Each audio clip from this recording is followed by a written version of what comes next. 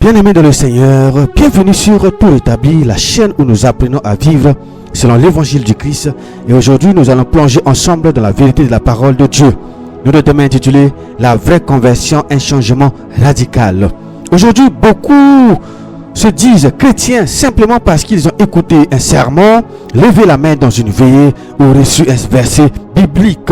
Certains pasteurs vont jusqu'à dire que Jean 15:3 prouve que la personne qui a reçu la parole est déjà purifiée, donc sauvée, quelle que soit sa conduite. Mais la Bible ne soutient nulle part cette idée.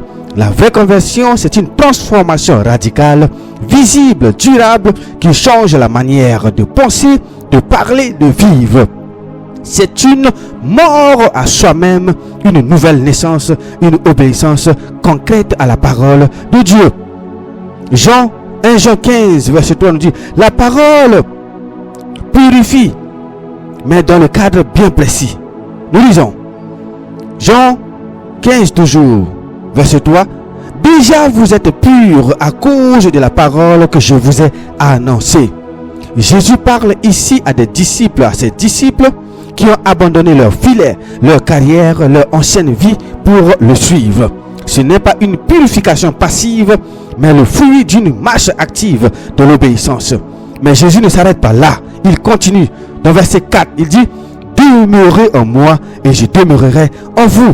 Cela signifie que la purification par la parole n'est valable que si elle est suivie d'une persévérance dans le Christ.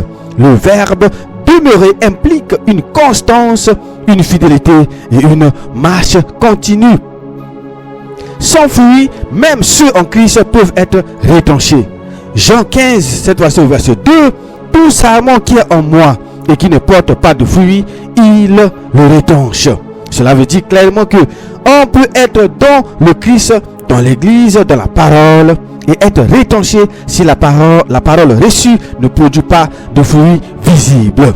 Matthieu 7, 19 nous dit, tout arbre qui ne porte pas de bons fruits est coupé et jeté au feu. La vraie conversion produit donc des fruits concrets. Abandon du péché, changement de comportement, transformation intérieure et extérieure. Entendre la parole ne sauve personne. Il faut l'obéir.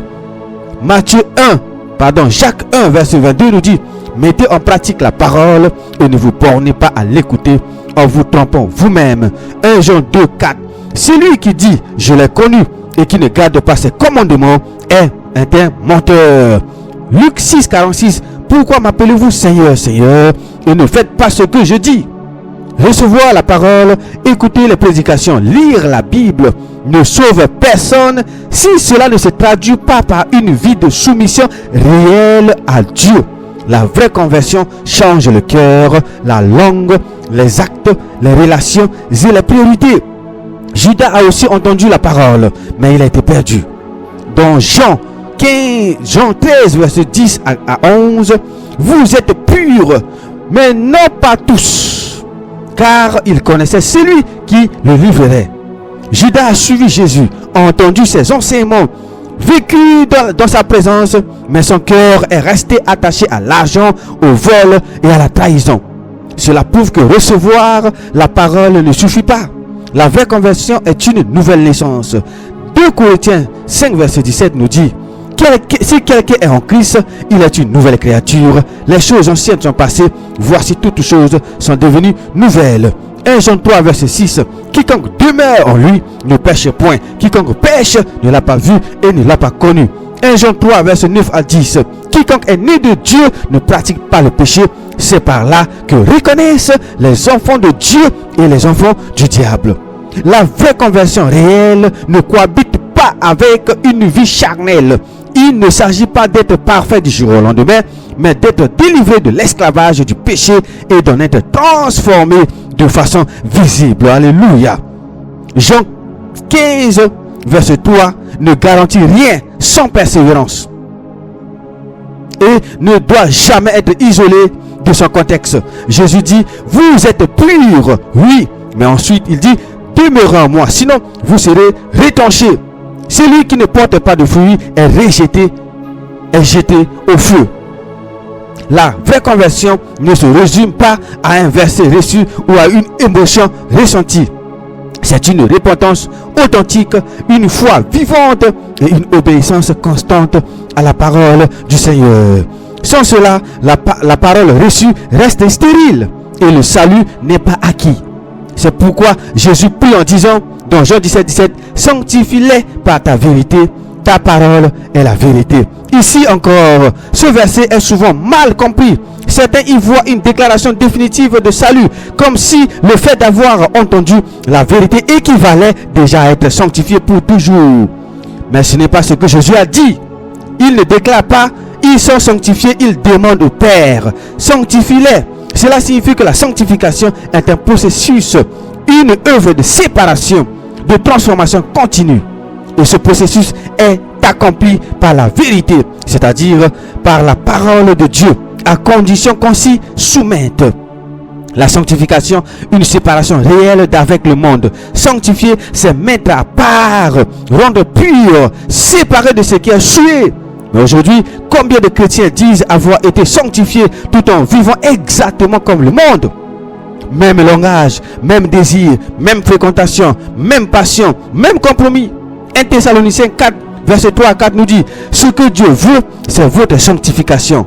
Ce que vous vous absteniez de l'impudicité, c'est que chacun de vous sache posséder son corps dans la sainteté. Vous entendez ça? Hébreux 12, verset 14. Recherchez la sanctification sans laquelle personne ne verra le Seigneur. La sanctification n'est donc pas une option ni une théorie. C'est une exigence pour voir Dieu. La vérité sanctifie ceux qui s'y soumettent, pas ceux qui la connaissent seulement. Le verset dit clairement, sanctifie-les par ta vérité, ta parole est la vérité. Cela veut dire que la sanctification se fait par la parole de Dieu, pas par une émotion, ni par des slogans religieux. Non, mais encore, faut-il accepter cette vérité, l'aimer et y obéir. Jean 8, 31 à 32. Si vous demeurez dans ma parole, vous êtes vraiment mes disciples. Vous connaissez la vérité et la vérité vous rendra libre. Beaucoup veulent être sanctifiés sans demeurer dans la vérité. Ce n'est pas possible. La vérité qui sanctifie est une vérité vécue, incarnée et pratiquée. Psaume 119, verset 9, la parole de Dieu nous dit, comment le jeune homme rendra-t-il pur son sentier? En se dirigeant d'après la parole du Seigneur. Alors, si un jeune veut rendre son sentier pur, il doit diriger d'après la parole, il doit être dirigé d'après la parole du Seigneur. La fausse sanctification, un piège spirituel courant.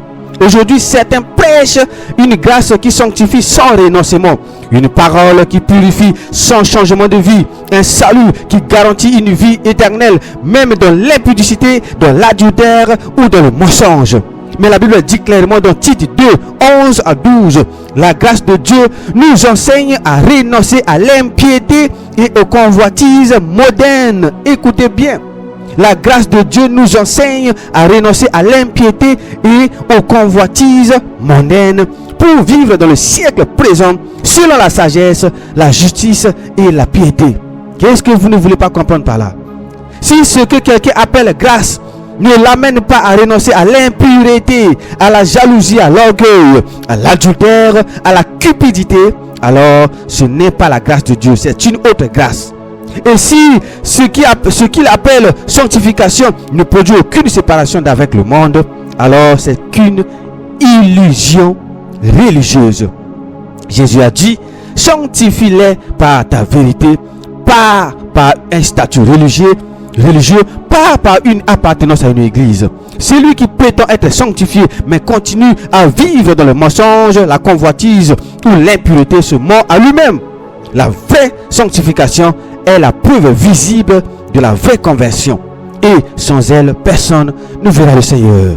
Et pourtant, aujourd'hui, beaucoup de personnes disent avoir été sanctifiées ou même sauvées, alors que leur vie contredit clairement l'évangile. Elles ont peut-être entendu la parole, fréquenté une église, prier un jour, ou pleurer à une prédication ou à une croisade, prêcher parfois même un jour, mais elles n'ont jamais été réellement converties. des faux convertis partout, de nos jours. C'est ce qu'on voit aujourd'hui. Il y a beaucoup de faux convertis.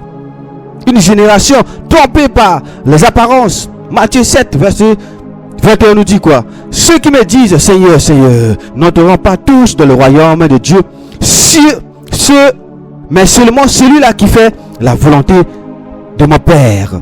Ils ont entendu la vérité, parfois même prêché, mais n'ont jamais abandonné le péché. Ils vivent encore dans l'impudicité, la corruption dans les affaires ou dans les institutions, le divorce, le remariage non biblique, la jalousie spirituelle, la recherche de la gloire personnelle, la désobéissance au commandement de Dieu. Recevoir la vérité ne suffit pas, il faut y obéir. Hébreux 10, verset 26 à 27 nous dit: car si nous péchons volontairement après avoir reçu la connaissance de la vérité, il ne reste plus de sacrifice pour les péchés, mais une attente terrible du jugement. Le texte est clair. On peut avoir reçu la vérité et être quand même jugé si on choisit de continuer volontairement dans le péché. Romains 8:13 nous dit: si vous vivez selon la chair, vous mourrez, mais si par l'esprit vous faites mourir les actions du corps, vous vivez. C'est clair. 1 Corinthiens 6:18 nous dit, un verset souvent mal utilisé pour minimiser le péché sexuel. Certains diront oui, mais 1 Corinthiens 8:6 nous dit que l'impudicité est un péché contre le corps, pas contre l'âme. Ah bon, quelle folie! Nous allons le voir dans sa clarté, ce verset. Nous allons voir que d'autres versets vont nous expliquer exactement ce que ça veut dire. Alors, 1 Corinthiens 6, verset 18 nous dit: fouillez l'impudicité, quelque autre péché qu'un homme commette est hors du corps, mais celui qui se livre à l'impudicité pêche contre son propre corps. Écoutez attentivement cette partie. Mais ce n'est pas une excuse, c'est un avertissement très grave, car Paul continue en disant dans 1 Corinthiens toujours 6, cette fois-ci 19 à 20, votre corps est le temple du Saint-Esprit. Écoutez bien. Glorifiez donc Dieu dans votre corps. Et aussi dans 1 Corinthiens 3, verset 17, il dit: si quelqu'un détruit le temple de Dieu, Dieu le détruira. Vous entendez ça? Donc celui qui vit dans l'impudicité suit son corps, qui est le temple de Dieu, et expose sa vie au jugement éternel. Ça c'est clair. On ne peut pas inverser pour raconter des hérésies ou des fausses doctrines. 1 Corinthiens 6, 9, 10, un avertissement sans ambiguïté. C'est clair. Quelques versets plus haut, Paul dit clairement: ne vous y trompez pas, ni les impudiques, ni les adultères, ni les voleurs n'hériteront le royaume de Dieu. C'est conditionné à la vie éternelle. Il ne dit pas s'ils ont reçu la parole, ça ira. Il dit clairement, s'ils vivent dans ces choses, ils n'hériteront pas le royaume de Dieu. C'est clair. Galates 5, verset 19 à 21 nous dit: même avertissement pour les œuvres de la chair. La parole de Dieu dit: les œuvres de la chair sont manifestes. L'impudicité, écoutez bien, l'impudicité, la jalousie, les querelles, l'envie, les divisions. Ceux qui commettent de telles choses n'hériteront point le royaume de Dieu. Qu'est-ce que vous voulez pas comprendre par là? Laissez les faux docteurs, les faux enseignants vous tromper. Ici, la parole de Dieu est tellement simple et limpide. Et le Saint-Esprit nous aide à comprendre la véritable évangile. Encore une fois, aucune place à l'ambiguïté dans ce verset. La conversion réelle enlève ces choses de la vie du croyant. Et si elle demeure volontairement, c'est qu'il n'y a pas eu de vraie conversion, c'est clair. Il ne suffit pas d'avoir entendu la parole pour être sauvé. Attention, il ne suffit pas d'avoir été touché un jour ou d'avoir crié Seigneur à une époque. Celui qui vit dans le péché n'est pas sauvé. C'est pas moi qui le dis, c'est la parole de Dieu qui vient de le démontrer tout à l'heure. La vraie conversion produit la sanctification, l'obéissance et le rejet du péché. 1 Jean 3, 6 nous dit: quiconque demeure en lui ne pêche point, quiconque pêche ne l'a pas vu et ne l'a pas connu. Voilà la vérité biblique. Elle est simple, tranchante et libératrice. Si elle te dérange, ce n'est pas parce qu'elle est dure, mais c'est parce que tu refuses de mourir au péché, tu refuses de quitter ton péché. C'est clair. Mais celui qui est vraiment né de Dieu ne peut pas continuer à vivre dans les œuvres des ténèbres. La vraie conversion, c'est la nouvelle naissance. Et cela produit automatiquement une vie nouvelle. Ce n'est pas un effort humain, c'est une œuvre profonde du Saint-Esprit qui rend la personne incompatible avec le péché. Une nouvelle nature, un changement total de cœur. 2 Corinthiens 5 à 17. Si quelqu'un est en Christ, il est une nouvelle créature. Les choses anciennes sont passées. Toutes choses sont devenues nouvelles. Ce n'est pas une simple amélioration morale. Non. Ce n'est pas je continue ma vie comme je veux, mais je vais quand même à l'église maintenant. C'est une rupture avec l'ancienne nature. Une résurrection intérieure et transformation visible. C'est clair. Un homme né de Dieu ne peut pas pratiquer le péché volontairement. 1 Jean 3,9 nous dit, quiconque est né de Dieu ne pratique pas le péché parce que la sémence de Dieu demeure en lui. Vous entendez ça? Et il ne peut pécher parce qu'il est né de Dieu. La parole de Dieu est tellement simple. Il ne dit pas, il ne commettra jamais d'erreur. Mais il ne peut plus pratiquer volontairement le péché sans être trop profondément troublé, corrigé et repris. Sa conscience est vivante. Sa conscience n'est pas morte. Elle est vivante. Son esprit est attaché à Dieu. Et le péché devient une souffrance, pas une habitude pour lui. Par leurs fruits, vous les reconnaissez. La conversion se voit. Dans Matthieu 7,16, vous les reconnaissez à leurs fruits. Beaucoup parlent bien, chantent bien, prêchent bien la parole de Dieu, mais vivent aujourd'hui très mal, vivent dans l'impudicité, dans l'adultère, dans le mariage d'adultère, dans la fornication. Le fruit de la conversion, ce n'est pas le langage évangélique. C'est la vérité dans la bouche, la paix dans les relations, l'intégrité dans les affaires, la sainteté dans le corps, l'humilité dans le cœur, l'obéissance dans les choix. Et Jésus dit clairement dans Matthieu 7, 18 à 20, un arbre ne peut porter de mauvais, un bon arbre ne peut porter de mauvais fruits. Tout arbre qui ne porte pas de bons fruits est coupé et jeté au feu. Le Saint-Esprit produit une vie conforme à Dieu. Galates 5, 22, 24 nous dit, mais le fruit de l'esprit, c'est l'amour, la joie, la paix, la patience, la bonté, la maîtrise de soi. Ceux qui sont à Jésus-Christ ont crucifié la chair avec ses passions et ses désirs. Un converti authentique porte ce fruit parce qu'il a crucifié sa chair. Il ne vit plus selon ses envies, mais selon la volonté de Dieu. Une vraie conversion se reconnaît au combat contre le péché. Celui qui est né de Dieu n'aime plus le péché, il le combat. Il peut tomber, mais il ne s'installe jamais. Il se relève, il confesse, il fuit et il se discipline. 1 Jean 1,7. Si nous marchons dans la lumière, le sang de Jésus nous purifie. Il faut marcher dans la lumière pour que le sang de Jésus te purifie chaque jour. Proverbe 24,16 nous dit, le juste tombe 7 fois et il se relève, mais les méchants sont précipités dans le mal. La vraie conversion ne peut pas être cachée. Elle ne produit pas des émotions passagères, mais des fruits permanents.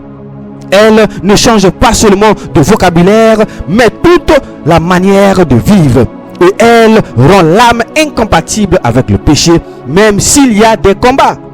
Si rien n'a changé dans ta vie depuis que tu as dit avoir accepté Jésus-Christ, mon frère, ma soeur, alors tu n'as pas été converti. 1 Jean 2, verset 6 nous dit clairement, celui qui dit qu'il demeure en lui doit marcher aussi comme il a marché, notre Seigneur. Mais aujourd'hui, on entend dire que ce n'est pas grave. Si tu tombes dans le péché, Dieu comprend. Ou encore, une fois sauvé, toujours sauvé. Quelle folie! Quelle hérésie! Ce genre de discours tue la crainte de Dieu, détruit la vigilance spirituelle et annule la vraie conversion. Car le salut n'est pas automatique. Il peut être perdu si l'on retourne volontairement au péché. Persévérer ou périr. Il n'y a pas de milieu. Dans Matthieu 24, verset 13, mais celui qui persévérera jusqu'à la fin sera sauvé. On dit bien, celui qui persévérera jusqu'à la fin sera sauvé, c'est clair. Le salut n'est pas pour ceux qui ont commencé, mais pour ceux qui vont jusqu'au bout. Hébreux 3, verset 14 nous dit, nous sommes devenus participants de Christ pourvu que nous retenions fermement jusqu'à la fin l'assurance que nous avions au commencement. Celui qui retourne au péché annule son témoignage. 2 Pierre 2, versets 20 à 21. En effet, si après s'être retiré des souillures du monde et s'y engagent de nouveau et sont vaincus, leur dernière condition est pire que la première. C'est grave ça. Car mieux valait pour eux n'avoir pas connu la voie de la justice. Cela veut dire clairement, tu peux avoir connu la vérité, avoir été purifié par la parole, avoir marché avec Christ, mais si tu retournes volontairement au péché, tu t'exposes à un jugement encore plus sévère. Hébreux 10, ce passage que peu de pasteurs osent lire en entier. Peu de pasteurs, peu de prédicateurs osent lire ce passage en entier. Hébreux 10, verset 26 à 27. Écoutez bien, si nous péchons volontairement après avoir reçu la connaissance de la vérité, il ne reste plus de sacrifice pour les péchés, mais une attente terrible du jugement. Vous écoutez ça? Ça c'est grave ça. Une attente terrible du jugement. C'est la parole de Dieu qui le dit, c'est même pas moi. C'est juste la parole de Dieu. Je ne suis pas en train de raconter mes histoires. Je suis en train de vous relire ce que la parole de Dieu dit. Et nous devons l'obéir. Nous devons obéir à la parole de Dieu. On n'a pas d'autre choix si nous voulons être sauvés. C'est clair. À verset 29, il dit encore, de quel pire châtiment sera jugé digne celui qui a foulé aux pieds le Fils de Dieu, qui a tenu pour profane le sang de l'alliance. C'est très très très grave ici encore. Quand tu dis j'ai déjà reçu la parole, je suis sauvé, mais que tu vis dans l'impureté, la tricherie, l'adultère ou l'orgueil, tu piétines clairement le sang de Christ, c'est clair. Et Dieu dit à verset 30, c'est à moi qu'appartient la vengeance. Le Seigneur jugera son peuple, pas le peuple du Satan. Le peuple de Dieu, il le jugera.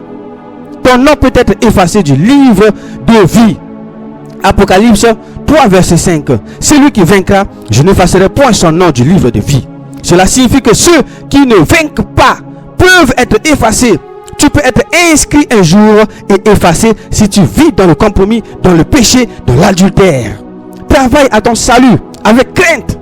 Philippiens 2,12 nous dit, travaillez à votre salut avec crainte et tremblement. Ce verset ne s'adresse pas à des païens, mais à des chrétiens. Nés de nouveau. Cela montre que le salut est une responsabilité quotidienne, une marche dans la vigilance et la crainte de Dieu. La vraie conversion ne se relâche jamais.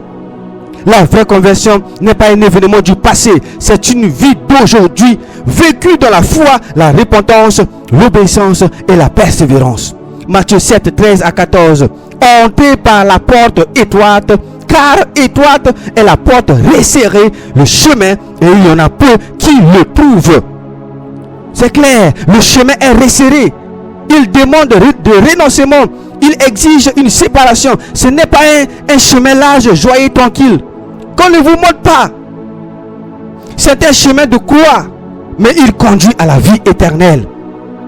Si tu es vraiment converti, alors marche dans la lumière, porte du fruit, rejette le péché, veille sur ta sanctification et persévère jusqu'à la fin. Car sans cela, tu ne verras pas le Seigneur. La parole de Dieu est tellement claire et limpide. La parole de Dieu est tellement claire. Aujourd'hui, on nous fait comprendre que le salut est quelque chose de facile ou quelque chose de jeu. Mais aujourd'hui, le Seigneur vient encore de nous ouvrir les yeux. Alors, si tu veux vraiment être averti, bien enseigné par la pure évangile, abonne-toi sur cette chaîne. Nous allons voir prochainement le thème intitulé « Peut-on perdre le salut ?» Ça va encore te secouer davantage et le Seigneur va te faire beaucoup du bien. C'était votre frère Rodrigue Simba Tominine. Demeurez toujours bénis dans la paix de notre Seigneur et Sauveur Jésus-Christ.